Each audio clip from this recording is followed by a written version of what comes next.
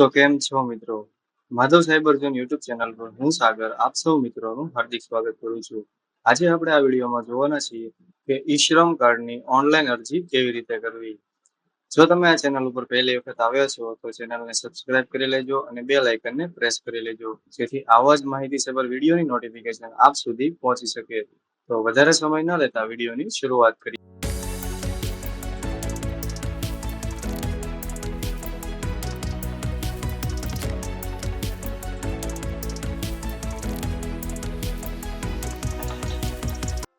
તો મિત્રો સૌપ્રથમ તમારે તમારા બ્રાઉઝર ઉપર આવીને સર્ચ બારમાં ટાઈપ કરવાનું છે ઈ શ્રમ. બરાબર.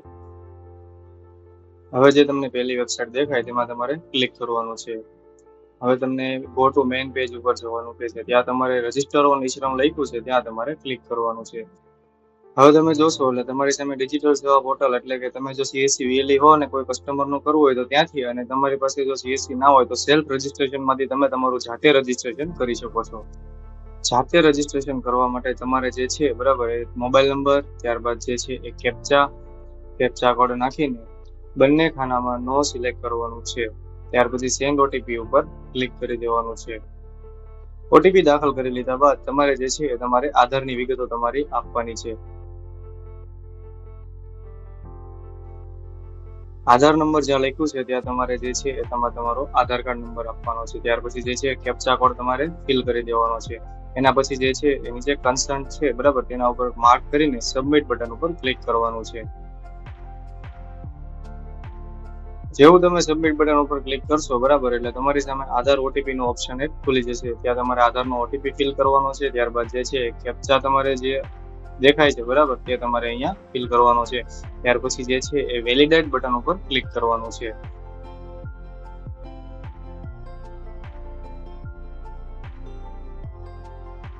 હવે જે છે આપણે કેપ્ચા ફિલ કરી લીધા છે. ત્યારબાદ હવે જે છે વેલિડેટ બટન ઉપર તમારે જે છે એ ક્લિક કરવાનું છે.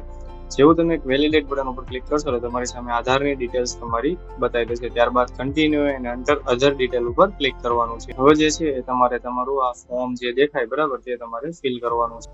ઇમરજન્સી મોબાઈલ નંબરમાં તમારી પાસે અલ્ટરનેટ નંબર હોય તો તમારે ફિલ કરવાનો છે. ત્યાર પછી જે મેટીરિયલ સ્ટેટસ લખ્યું છે તે તમારે ડિફરન્ટલી એબ્લેડ લખ્યું છે ત્યાં તમારે નો કરવાનું છે. ત્યાર પછી જે છે નોમિનીની ડિટેલ્સ જે છે બરાબર તે તમારે અહીંયા આપવાની છે. ત્યાં તમારે જે છે બરાબર નોમિની તમારે કાર્ડમાં જે કોઈ બીને રાખવું હોય બરાબર તેની તમારે અહીંયા વિગતો દાખલ કરીને સેવ એન્ડ કન્ટિન્યુ બટન ઉપર ક્લિક કરવાનું છે. સેવ એન્ડ કન્ટિન્યુ કરી લીધા બાદ હવે તમે જોશો એટલે તમારે તમારી રેસિડેન્ટ ડિટેલ ફિલ કરવાની છે. હવે રેસિડેન્ટ ડિટેલમાં જે છે બરાબર એ તમારે તમારું હોમ અથવા તો નેટિવ સ્ટેટ તમારું રાજ્ય બરાબર એ તમારે સિલેક્ટ કરવાનું છે. ત્યારબાદ તમારો જિલ્લો જે છે બરાબર એ તમારે સિલેક્ટ કરવાનું છે. હવે તમારું એડ્રેસ જે છે એ રૂરલ કે અર્બન બરાબર એ તમારે સિલેક્ટ કરીને આ બંને લાઈનમાં એડ્રેસ સિલેક્ટ કરીને ત્યાર પછી સ્ટેટ, ડિસ્ટ્રિક્ટ અને સબ ડિસ્ટ્રિક્ટ એટલું સિલેક્ટ કરીને પિનકોડ નાખીને તમારે જે છે બરાબર એ નીચે આવી જવાનું છે. આપણે જે છે એ ફટાફટ એડ્રેસની ડિટેલ્સ ફિલ. ત્યાર પછી તમારે જે છે એ સ્ટેઇંગ એટ કરંટ લોકેશન તમે એ જગ્યા પર કેટલા ટાઈમથી રહો છો તે તમારે અહીંયા સિલેક્ટ કરવાનું છે. ત્યાર પછી જો તમારું પરમેનન્ટ એડ્રેસ પણ સેમ હોય બરાબર તો ઉપર જે તમે ફિલ કર્યું છે તે જ તમારે અહીંયા નીચે ફિલ કરી દેવાનું છે. ત્યાર પછી સેવ એન્ડ કન્ટિન્યુ બટન ઉપર ક્લિક કરવાનું. હવે જે છે તમારે તમારી એજ્યુકેશન ક્વોલિફિકેશનની જે ડિટેલ છે બરાબર તે અહીંયા તમારે આપવાની છે.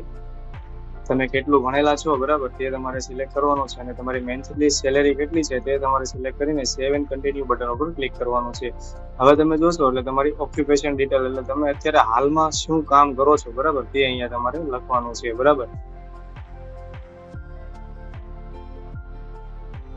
અને તેનો એક્સપિરિયન્સ તમને કેટલો છે અને કેટલા ટાઈમથી કામ કરો છો તે તમારે અહીંયા આપવાનું છે. ત્યાર પછીના ઓપ્શનમાં સ્કિલ ને સ્કિલ અપગ્રેડનું છે કંઈ ના કરો તો ચાલે. તમારે નેક્સ્ટ બટન ઉપર આવી જશો તમે જે છે બેંકની વિગતો ઉપર આવી જશો. તમારે તમારી બેંકની જે વિગતો છે તે તમારે અહીંયા ફિલ કરી દેવાની છે. બેંકની વિગતો તમારે જે છે ફિલ થઈ જાય બરાબર ત્યાર પછી જે નીચે સેવ એન્ડ કન્ટિન્યુ જે બટન છે તેના ઉપર તમારે ક્લિક કરવાનું છે. તો મિત્રો હવે તમે જોશો એટલે તમે જે વિગતો બધી ભરી છે બરાબર તેનું પ્રિવ્યુ જે છે એ અહીંયા આવી જશે. ઇવન આધાર કાર્ડમાં જે ફોટો છે બરાબર એ ફોટો પણ અહીંયા આવી જશે. એ ફોટો જે છે એ તમારા કાર્ડમાં છપાઈને આવશે. હવે પ્રિવ્યુ તમારે એક વખત જોઈ લેવાનું છે બરાબર. ત્યાર પછી નીચે તમે જોશો એટલે કે તમને એક કન્સર્ટ દેખાશે, બરાબર. કન્સર્ટ જે છે તમારે ક્લિક કરીને સબમિટ બટન ઉપર ક્લિક કરવાનું છે, અથવા તો પછી જે છે એડિટના ઓપ્શનમાં તમારે જઈને એડિટ પણ કરી શકો છો.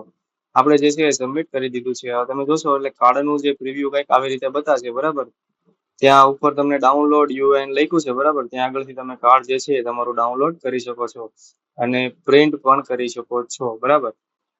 તો મિત્રો આપણે આ વિડીયોમાં જોયું કે ઈ-શ્રમ કાર્ડની જે છે એ ઓનલાઈન અરજી કેવી રીતે કરવી. જો તમે ચેનલને હજી સબસ્ક્રાઇબ ના કરી હોય તો ચેનલને સબસ્ક્રાઇબ કરી લેજો, અને વિડીયોમાં કંઈ ના સમજાયું હોય તો કોમેન્ટ કરીને પૂછી લેજો, બરાબર. ફરી મળીશું નવા ટોપિક સાથે. ત્યાં સુધી જય હિન્દ.